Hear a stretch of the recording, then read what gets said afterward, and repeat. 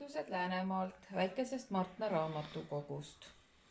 Võtsin omale kaasa siia ka Rõude muuseumist ühe väikese kapa ja saunalina, mis on eelmise sajandi algusest. Aga raamatuks tahaksin teile lugeda sellised nad on eestlased. Saun on vanas ühiskonnas väike tervise- ja hügieenikeskus, kus eestlased olid platsist nii elu algul, keskpaigas kui ka lõpul.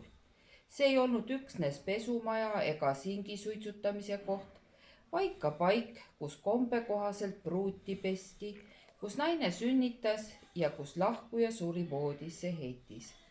Kontrastina kasutatakse tänapäeval sauna 20% pesemiseks ja 80% ärivestluseks. Nii et kui teil on plaanis tõsist äri ajada, on saun selleks õige koht. Tavapäraselt asub saun maal lageda välja ääres, väikeses puuseintega kambris, mis vähemalt 70-80 kraadi kuumaks köetud. Röstite end nõutaval määral, nii et ihuvärv oleks keedetud vähivääriline ning kulistanud alla niisama nõutava sõõmu rahvusrüübet. Hüppate lähedasse tiiki.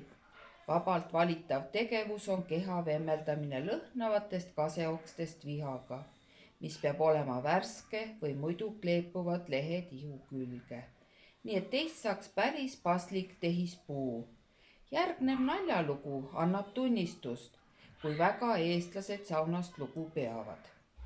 Inimsööjad püüavad eestlase kinni, panevad ta patta ja vajutavad kaane peale. Poole tunni pärast tõstetakse kaan ülesse.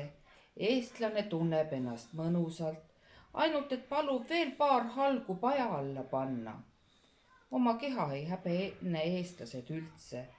Saunas käik on sageli ühiskondlik üritus ja seal viibitakse paljalt. Mõnes peres käiakse saunas soost hoolimata ühiselt alasti ning saunalina kandmist leilivõtu järel peetakse veidraks peenutsemiseks. Saunata elu ei suuda ette kujutada ükski eestlane. Alla korra nädalas ei tule kõne allagi.